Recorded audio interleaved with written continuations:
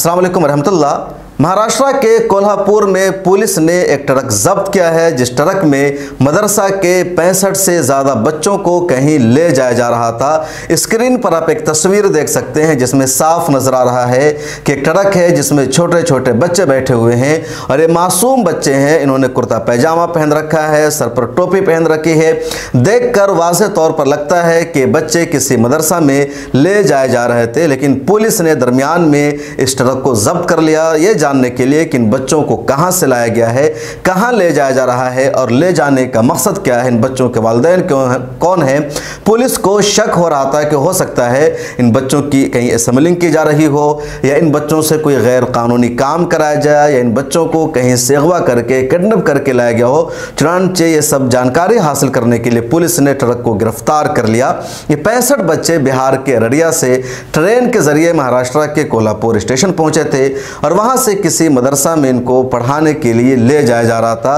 तभी बीच में पुलिस ने इस ट्रक को जब्त कर लिया। यह तो एक खबर है, लेकिन इस तरह की खबर कोई पहली मर्तबा सामने नहीं आई है, बल्कि हर साल रमज़ान के बाद या शबान के महीना में इस तरह की खबर सामने आती है जब किसी स्टेशन पर 20 बच्चों को, 40 बच्चों को, 50 बच्चों को, 100 बच्चों को पुलिस जब्त करती है, उन्हें गिरफ्तार करती है और उसके बारे में पुलिस जानने की कोशिश करती है कि बच्चे कौन हैं, कहाँ से आ रहे थे, ये बच्चे कहाँ ले जाए जा रहे हैं। और तकरीबन ये सारे बच्चे उमूमन बिहार के होते हैं जो गुजरात के, महाराष्ट्र के, उत्तर प्रदेश के या इस तरह के दीगर सूबों के मदरसों में पढ़ने के लिए जाते हैं और पुलिस उन्हें कुछ देर के लिए गिरफ्तार करती है। उनके वालिदैन परेशान होते हैं, मदरसे वाले परेशान होते हैं, फिर उन बच्चों को पुलिस रिलीज़ कर देती है। आपको पुलिस पर गुस्सा आ रहा होगा कि पुलिस क्यों मदरसा में पढ़ने जाने वाले बच्चों को रोकती है, उन्हें परेशान करती है। पुलिस को पता है मदरसा के बच्चे पढ़ने जा रहे हैं, फिर पुलिस उन्हें रोकती है। पुलिस का मकसद है मदरसा के बच्चों को, मुसलमानों के बच्चों को दीन की तालीम से महरूम करना, उन्हें रोकना। लेकिन मुझे लगता है पुलिस जो काम कर रही है वो सही कर रही है। कसूरवार पुलिस नहीं बल्कि कसूरवार मदरसा वाले हैं, कसूरवार इन बच्चों के गार्जियन हैं जो इन मासूम बच्चों को, इन नाबालिग बच्चों को अपने इलाके में दीनी मदारिस होने के बावजूद दूर दराज जगहों पर पढ़ने के लिए भेजते हैं। असल जिम्मेदार वो मदरसे वाले हैं जिन्होंने महाराष्ट्र में मदरसा कायम कर रखा है, जिन्होंने उत्तर प्रदेश में मदरसा कायम कर रखा है, जिन्होंने गुजरात में मदरसा कायम कर रखा है, कर्नाटक में मदरसा कायम कर रखा है। वहाँ के बच्चे उनके मदरसों में पढ़ने नहीं आते, फिर अपने मदरसे को आबाद करने के लिए वो बिहार से किराया पर बच्चों को बुलाते हैं, उत्तर प्रदेश के मशरक़ी इलाके से किराया पर अपने बच्चों को अपने यहाँ पढ़ने के लिए बुलाते हैं और उन बच्चों के आने जाने को पैसा देते हैं। जो असातिज़ा उन बच्चों को लेकर के आते हैं उनको पैसा दिया जाता है, फिर वो अपने मदरसे को आबाद करते हैं, अपने मदरसे का चंदा करते हैं, अपनी दुकान चलाते हैं। तो मुझे लगता है कि ये लोग असल जिम्मेदार हैं, इनके खिलाफ एक्शन होना चाहिए, कार्रवाई होनी चाहिए। बिहार के बच्चों का कर्नाटक में पढ़ने का क्या मतलब, महाराष्ट्र में पढ़ने का क्या मतलब, गुजरात में पढ़ने का क्या मतलब। बिहार में खुद मदरसों की लंबी चौड़ी लिस्ट मौजूद है। बिहार का शायद ही कोई ऐसा गांव हो जिसमें कोई मदरसा ना पाया जाता हो। हर गांव में मदरसा मौजूद है, हर मोहल्ले में मदरसा मौजूद है। फिर अपने गांव, मोहल्ला और इलाके के मदरसों में बच्चों को पढ़ाने के अलावा इनके वालिदैन गुजरात भेज देते हैं, महाराष्ट्र भेज देते हैं। ये बिल्कुल भी गलत काम है, सही नहीं है, ऐसा नहीं करना चाहिए। हर साल बच्चों को पकड़ा जाता है, परेशान किया जाता है और पुलिस सही करती है, क्योंकि इस उम्र में इन बच्चों को अपने इलाके में ही पढ़ना चाहिए। और मैं पूरी जिम्मेदारी के साथ कहता हूं कि इब्तदाई तालीम, यानी जो बच्चे नाजरा की तालीम हासिल करते हैं, दिनियात की तालीम हासिल करते हैं, हिफ्ज़ कुरान की तालीम हासिल करते हैं, जितनी अच्छी इब्तदाई तालीम दिनियात की, नाजरा की, हिफ्ज़ की या अरबी दर्जात की बिहार के मदरसों में होती है, उतनी अच्छी तालीम दिल्ली के किसी मदरसे में नहीं होती, मुंबई के किसी मदरसे में नहीं होती, कोलकाता के किसी मदरसे में नहीं होती, गुजरात के किसी मदरसे में नहीं होती है, ना महाराष्ट्र के किसी मदरसे में होती है। जितनी अच्छी इब्तदाई और मेयारी तालीम बिहार के मदरसों में होती है, इसके बावजूद बिहार के इन बच्चों को बाहर भेजा जाता है। और वजह साफ होती है क्योंकि वालिदैन को लगता है कि बिहार के किसी मदरसे में मेरा बच्चा पढ़ेगा तो नज़रों के सामने रहेगा, हर महीने कुछ न कुछ पॉकेट खर्च, जेब खर्च इन बच्चों को देना पड़ेगा। महाराष्ट्र चला जाएगा तो हमें कुछ नहीं देना पड़ेगा।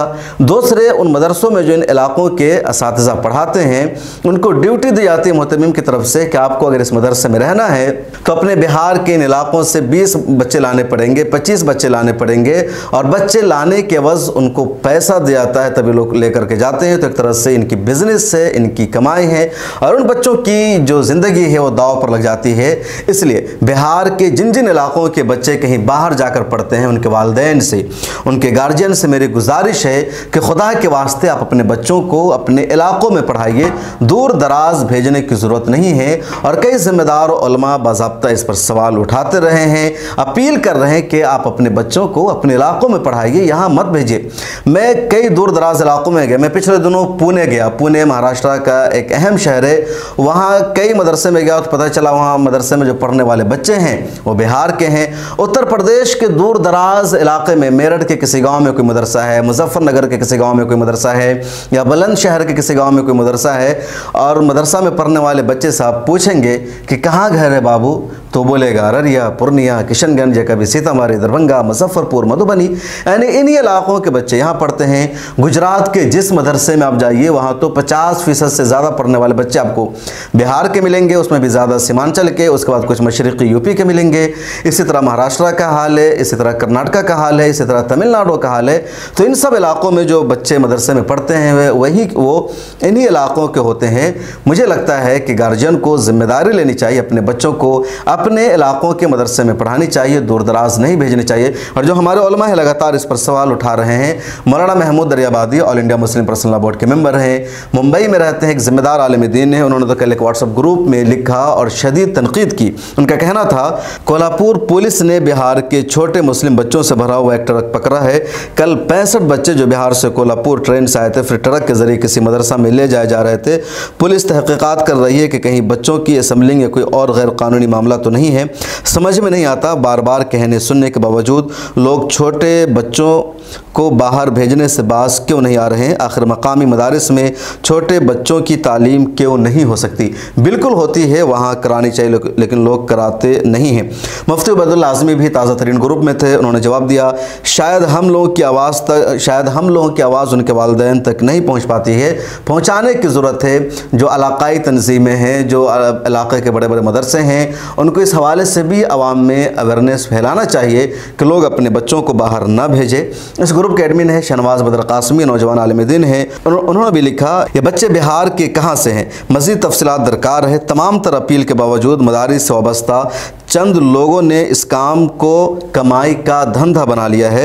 उनका भी कहना था कि छोटे बच्चों को बिहार से बाहर के मदारिस में भेजने के सिलसिले में लॉकडाउन के बाद काफ़ी कमी आई है, लेकिन इसके बावजूद भी ये सिलसिला जारी है। तो लगातार सिलसिला जारी है, बच्चों को भेजा जा रहा है। तमाम बच्चे अररिया के थे, तो बिहार के अक्सर अजला के बच्चे बाहर जाते हैं छोटी उम्र में पढ़ने के लिए। ये अच्छी बात नहीं है। मेरे इस वीडियो को ज़्यादा से ज़्यादा लोगों तक शेयर कीजिए। और अगर आपके आसपास का कोई छोटा बच्चा जिसकी उम्र 15 साल 10 साल से कम है और वो अपने सूबे के बाहर के मदरसे में पढ़ता है, तो प्लीज़ उनके वालिदैन को समझाइए और अपने इलाके के किसी मदरसे में उसका दाखिला कराइए। ये कार्य खैर होगा, एक अच्छी मुहिम का आप हिस्सा बनेंगे। मुझे दीजिए इजाज़त। अगर आप मिल्लत टाइम्स को पसंद करते हैं तो सब्सक्राइब कीजिए, फेसबुक पर देख रहे हैं तो पेज को फॉलो कीजिए। मिल्लत टाइम्स को आपकी ज़रूरत है, हमारी आप माली मदद करें।